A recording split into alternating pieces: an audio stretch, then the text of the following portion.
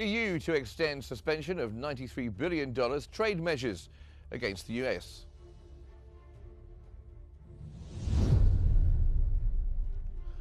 French government survives no confidence votes over budget.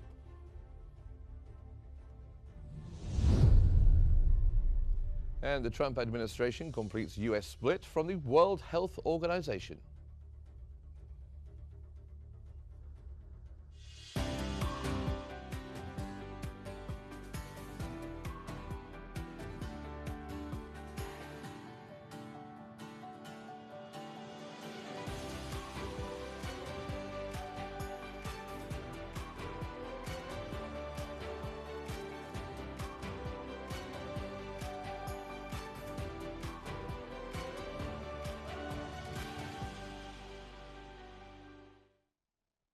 Hello there and welcome to tonight's Economic Bulletin. We start off with Europe, where the European Commission has announced it will suspend for another 6 months an EU package of retaliatory trade measures against the United States, worth 93 billion euros, originally set to take effect on February the 7th. Commission spokesperson Olaf Gill said the suspension follows the removal of the US tariff threat and allows both sides to focus on implementing their joint statement. He added that the measures could be reinstated in the future if needed.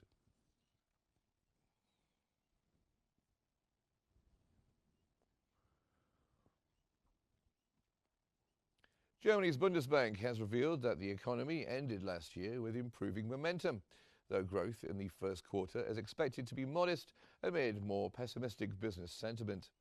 It noted that economic output is likely to expand only moderately early this year.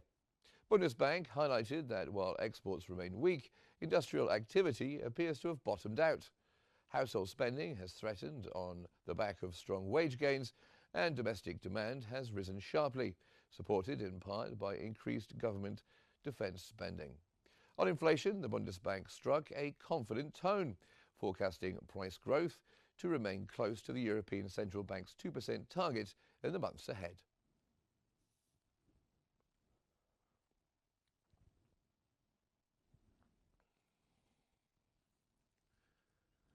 The Finance Ministry has reported that Germany's net borrowing in 2025 came in well below budget plans, supported by lower than expected spending and stronger revenues. Based on preliminary figures, borrowing totaled 66.9 billion euros in the core budget, 14.9 billion euros less than budgeted, with the shortfall split roughly evenly between spending undershoots and revenue overperformance. Core budget spending reached 495.5 billion euros, below the 502.5 billion euros budgeted, while revenues rose to 428.6 billion euros.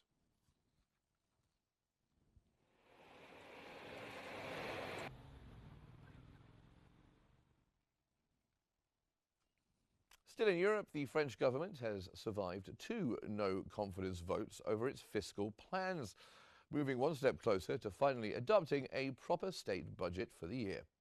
A total of 269 lawmakers voted in favour of the no-confidence motion presented by the hard-left France Unbowed together with the Greens and Communists, whereas 288 votes were required to bring down the government. The 2026 budget being enacted is projected to carry a deficit of 5% gross domestic product and remains under excessive deficit procedure from the European Commission. Si celles et ceux qui l'incarnent renoncent à leurs propres responsabilités. Les recours à l'article 49 alinéa 3 ne pourront plus être Britain's Office for National Statistics has reported that retail sales rose unexpectedly in December, supported by strong online shopping and adding to signs of an economic pickup following Finance Minister Rachel Reeves's budget.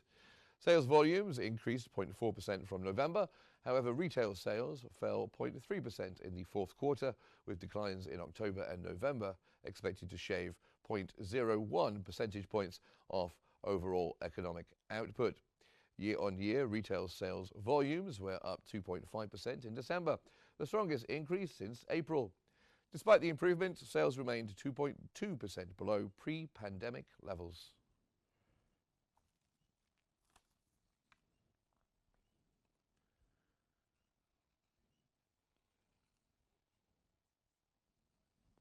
Now moving on to Asia, and China's Commerce Ministry said foreign direct investment totaled 747.7 billion yuan in 2025, down 9.5% from a year earlier. Despite the overall decline, investment from Switzerland, the United Arab Emirates and Britain rose by 66.8%, 27.3% and 15.9% respectively.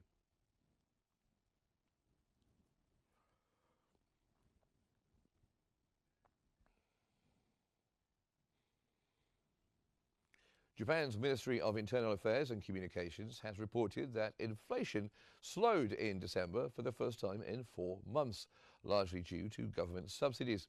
Consumer prices, excluding fresh food, rose 2.4% year-on-year. Energy prices fell 3.1% from a year earlier, reversing a 2.5% increase in November.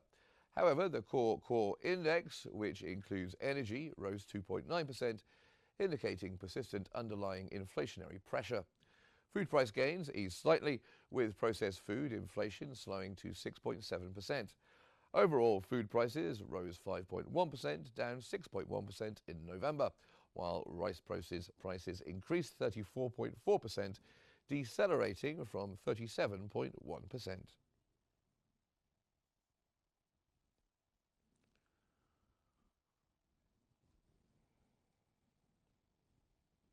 The Bank of Korea has reported that economic growth slowed in the final quarter of last year, as a sharp decline in construction investment and weaker exports offset modest gains in consumption.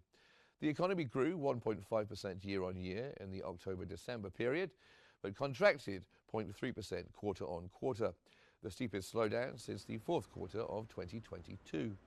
For the full year, South Korea's economy expanded 1%, its weakest annual growth since 2020, when output shrank 0.7% during the pandemic. The bank also noted that exports pulled back 2.1% from the previous quarter as motor vehicles and machinery shipments fell.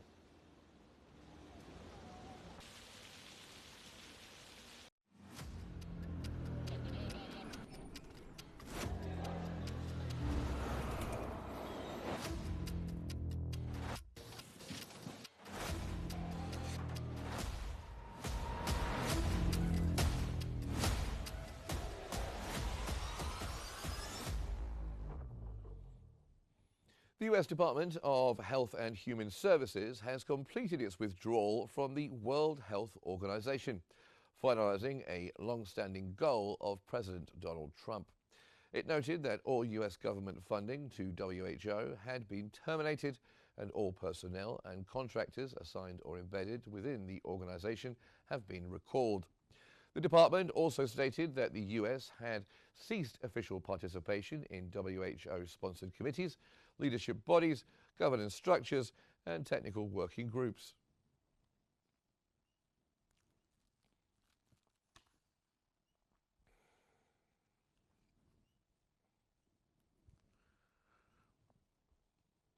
President Donald Trump has filed a $5 billion lawsuit against JP Morgan Chase and its CEO Jamie Dimon, alleging the bank debanked him by closing several accounts for political reasons. The lawsuit, filed in Florida State Court in Miami-Dade County, claims JP Morgan violated its own policies by targeting Trump and his hospitality businesses to align with a political tide. Trump also accused Dimon of directing a malicious blacklist to discourage other banks from doing business with him, his family, and the Trump organization. JP Morgan, however, denied the allegations, stating it does not close accounts for political or religious reasons and does so only when accounts pose legal or regulatory risks.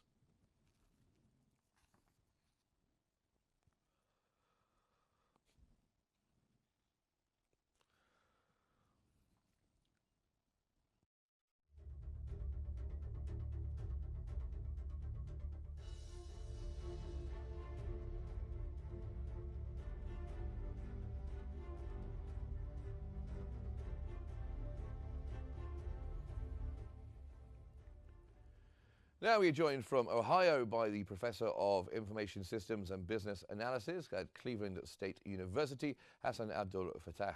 Thank you very much for being here with us. So, how might President Trump's $5 billion lawsuit against JP Morgan Chase and its CEO over this alleged political debanking impact investor confidence in the bank's stock stability and long-term governance practices? Good evening, and thanks for having me. Good evening. I believe this is a serious concern, not just for United States and the Morgan Chase Bank.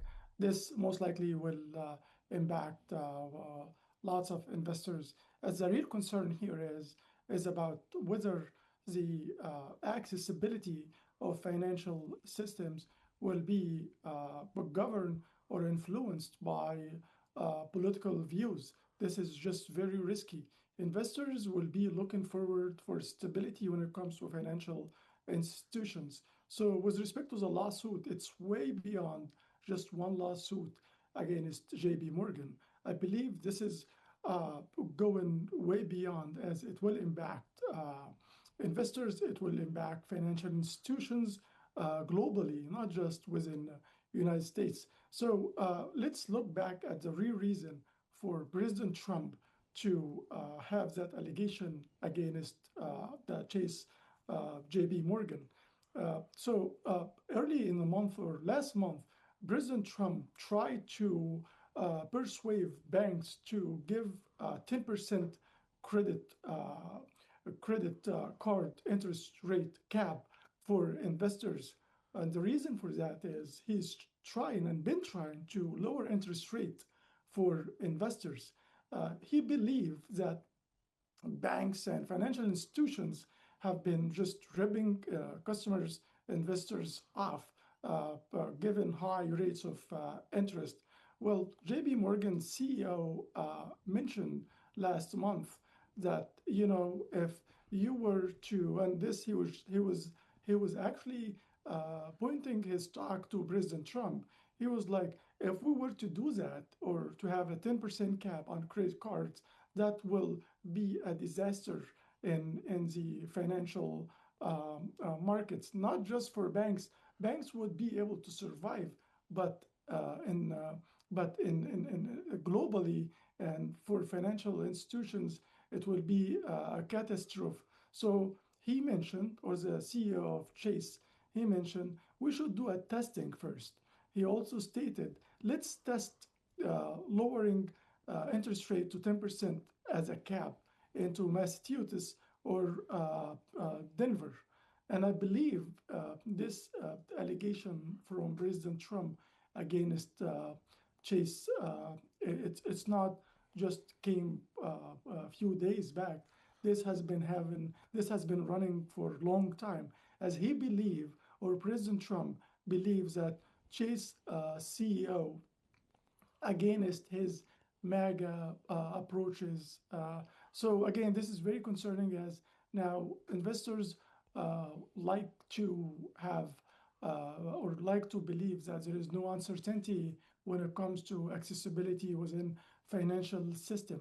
As if investors get worried or feel worrying about having access to their money at any given time with respect to debanking for non-financial reasons. Okay, well, let me ask you, just come in there if I can, because we covered a lot there.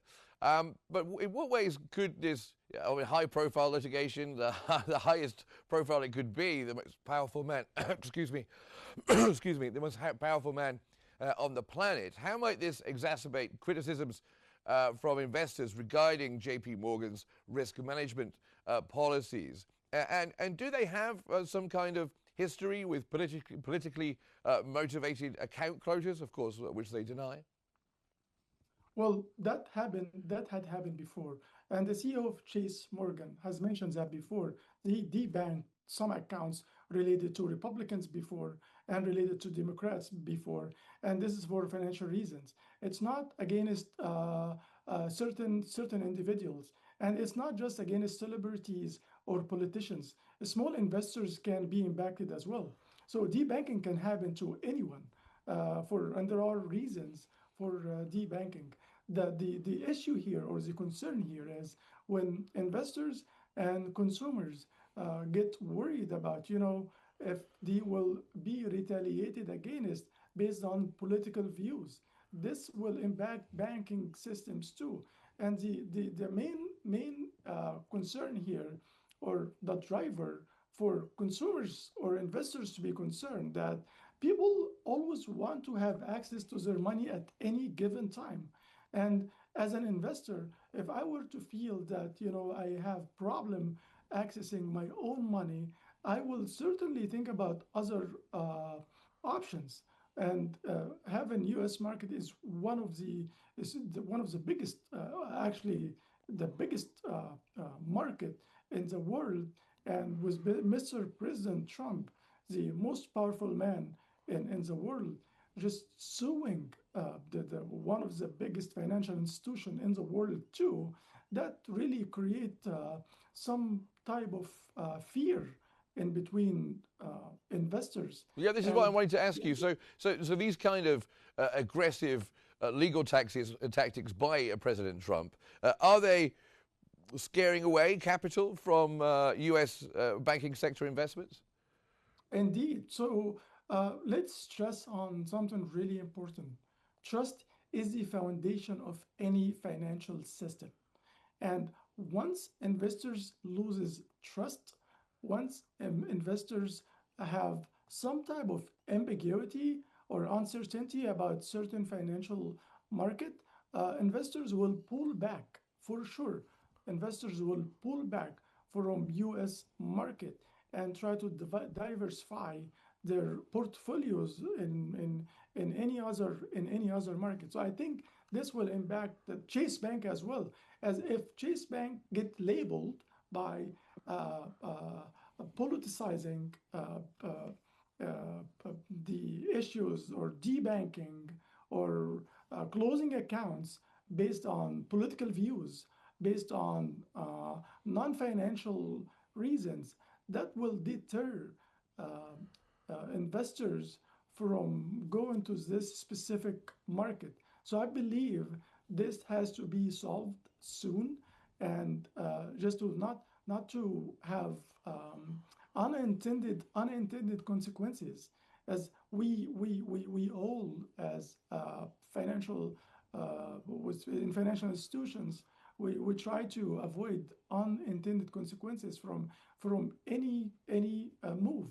That lawsuit could create a bigger chaos in the financial system.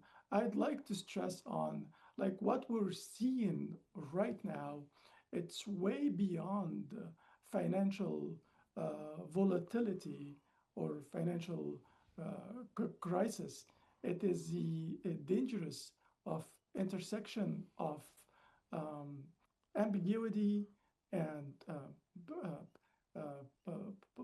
geopolitical events, political views, and this is really not really healthy for any capital, Okay. global capital in per se. Okay. Well, thank you very much for joining us. Great to have you on the program from Ohio. That Thank was you. Professor of Information Systems and Business Analysis, Cleveland State University, Hassan Abdul Fattah. Thank you very much for joining us. Now we go to the latest developments from the Middle East and North Africa.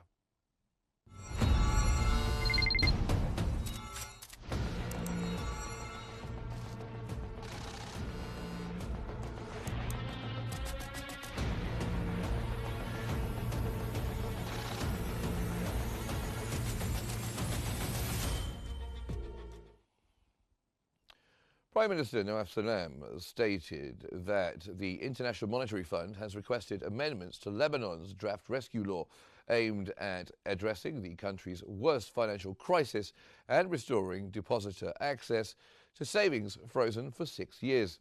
The IMF seeks clearer rules on the hierarchy of claims, a key element determining how losses would be allocated. Salam emphasized that Lebanon remains committed to a long-delayed IMF program, but warned that delays risk pushing the country from a financial grey list to the blacklist. Finance Minister Yassine Jeba added that reforms are crucial to salvage the weakened banking system and prevent further economic paralysis.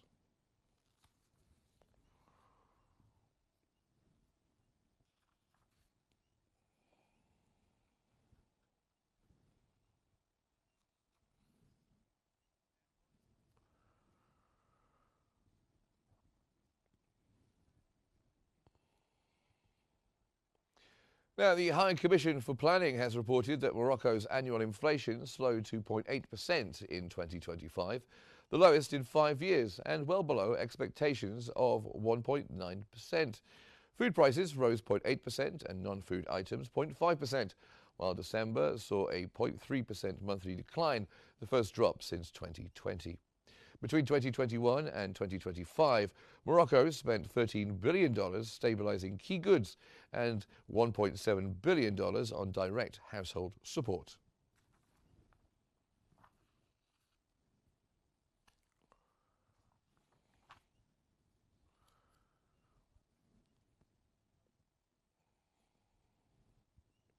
And now we're joined from Basra by Associate Professor at the University of Basra, Ahmed Saddam. Thank you very much for being here with us on the program. Just going back to that story I was talking about on Lebanon just a few moments ago, what IMF changes to Lebanon's rescue law claim hierarchy are needed to unlock funding and restore depositor access, do you think?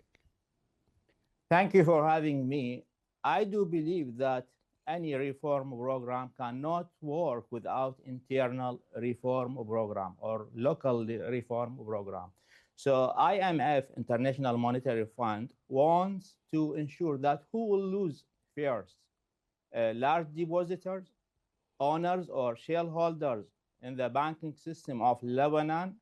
And also there is a case of ensuring that small depositors must be protected. So by this way, free up the small accounts, of course, will motivate the banking system gradually. But I do believe till now there is no clear decision from Lebanon or Lebanese government about this case. So IMF needs to state this case, and then, of course, a reform program can be useful to ensure the economic situation and achieve gradual sustainability in the future. These delays these delays in the IMF reforms, they must risk shifting Lebanon from the financial grey list to the blacklist, worsening the economic isolation, don't they? Yes, of course. There is a fear from, for example, armed groups and money laundering. This case is due to the political instability, of course, which led to more case of, for example, black markets in the economy using cash. So by this way, FATF cannot follow the cash inside the economy. And this, of course, will restrict the international institutions to follow money to armed groups. And by this way, of course, there will be losses to the economy in which money flow will not be devoted to enhanced level of economy or to be invested in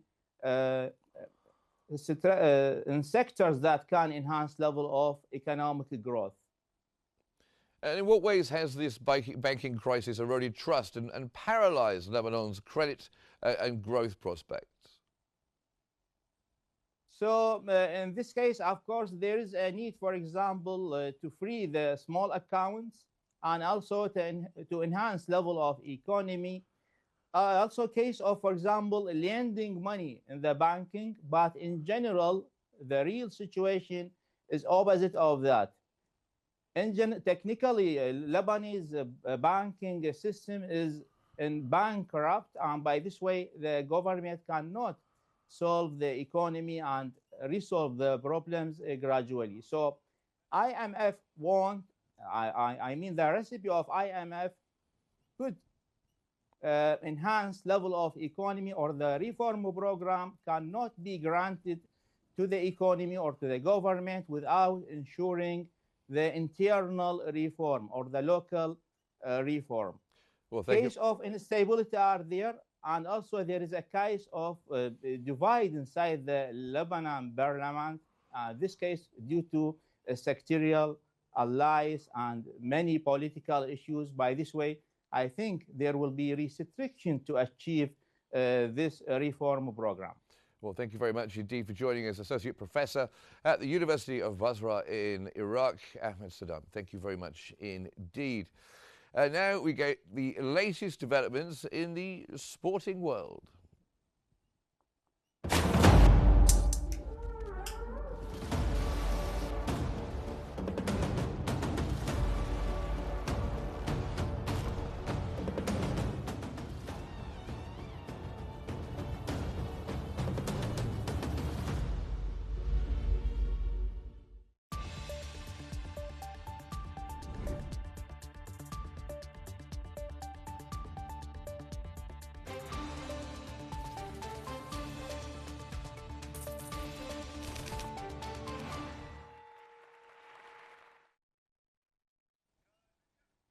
Now, the FIFA president, Gianni Infantino, has defended the tournament's handling of ticket sales as he boasted of a record 500 million ticket requests ahead of the 2026 World Cup to be played across North America.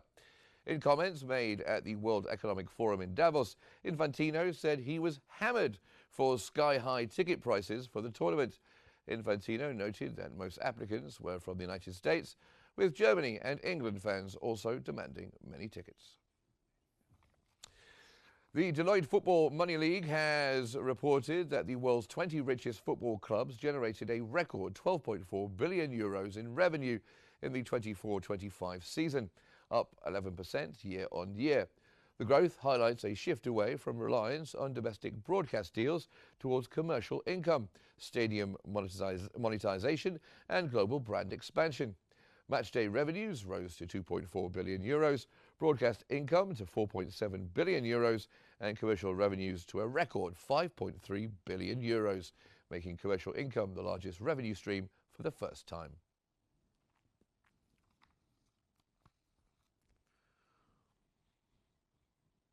Real Madrid has topped the Deloitte Football Money League again, surpassing 1 billion euros in revenue for a second consecutive season, driven by 594 million euros in commercial income. Barcelona returned to second with 975 million, aided by personal seat licenses, despite playing away from Spotify Camp Nou. Bayern Munich rose to third with 861 million euros. Paris Saint-Germain remained fourth with 837 million euros. And Liverpool ranked fifth with 836 million euros, becoming England's highest earning club.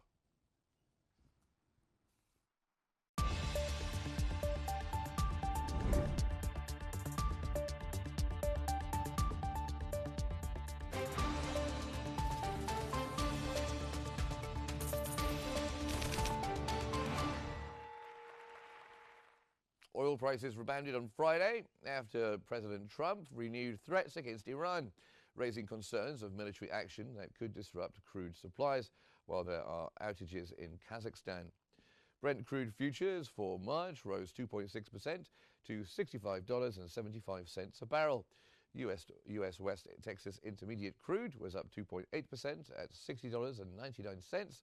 Both benchmarks were set for weekly gains of around 2.5%.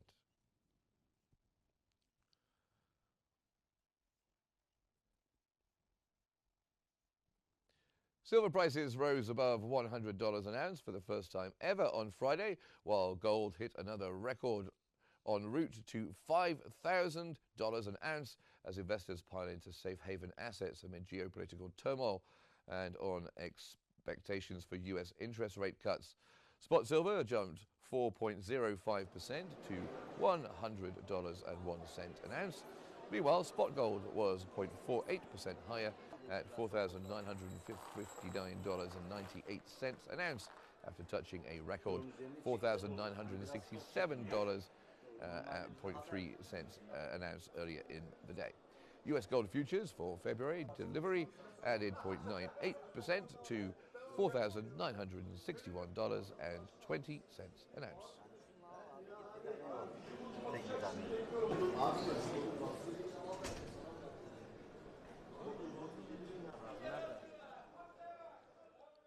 And in the markets, global shares showed a mixed performance during Friday's session.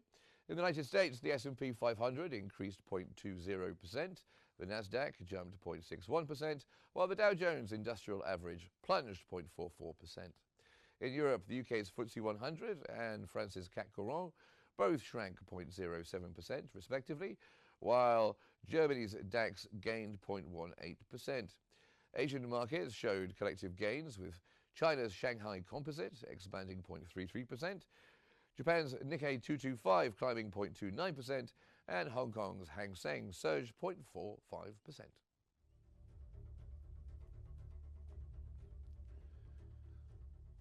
And that's always all we have time for in tonight's Economic Bulletin. But before we wrap up, here's a quick recap of what we've been covering. The EU to extend suspension of €93 billion trade measures against the US.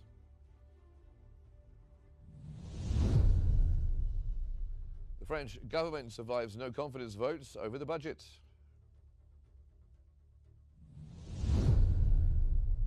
And the Trump administration completes the US split from the WHO.